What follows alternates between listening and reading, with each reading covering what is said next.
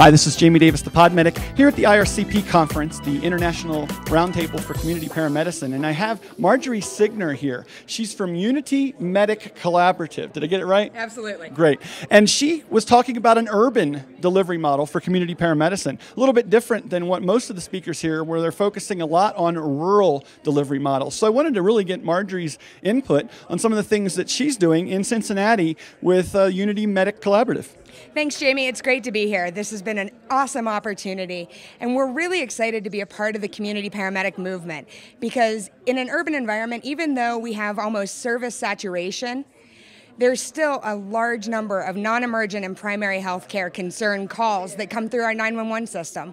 And we really feel like redeploying paramedics in more of a community environment can help cut that down and make sure that everyone's receiving the most appropriate care.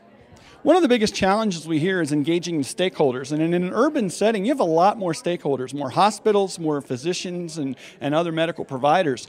Tell me a little bit about what you think your primary goal is with those stakeholders in getting them to buy in. Well, rather than align ourselves with one particular EMS service, we decided to set up as an independent, nonprofit, sort of third-party entity. Because where I come from, you can, drive across our county in about 30 minutes. But we have around 48 separate EMS providers. And if our food bank, our social service providers, our clinics, we're trying to manage a relationship with each one of those EMS systems and their community paramedic program, it really becomes untenable.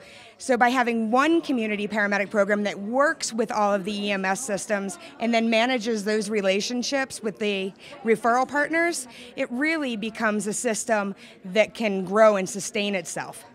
What are some of your goals for getting this program up and running in Cincinnati? Have you set a start point, a date? I mean, I know you're really in the initial stages here.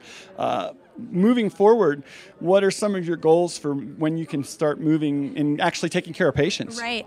Well, we're about 7 months old. We have spent a lot of time, just really building relationships and getting all the stakeholders to buy into this movement.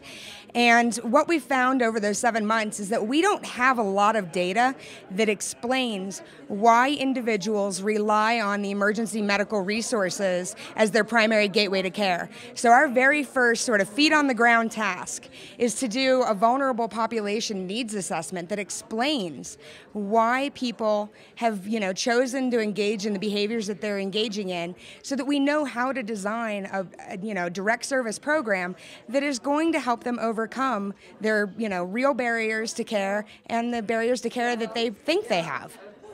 So I'd like to check back in with you in the future and as you progress in the process, because I think there are a lot of people that are looking at this initiative for community paramedicine and looking for how they can avoid some of the pitfalls that some of us early movers are doing. And so can we get a hold of you and do that in the future? I would absolutely love it. And in fact, you're welcome to come down to Cincinnati and hang out with us. I actually may do that. It's not too far a drive, a day's drive. So maybe I can get down to Cincinnati and talk to you directly. We're organizing a group trip. Ann Robinson, Chris Montera, Gary Wingrove have already said that they'd come down and help us do, sort of a road show to get that last push of buy-in. And we'd be absolutely thrilled to have you too, Jamie. Great. Thanks a lot, Marjorie. Great. Thanks.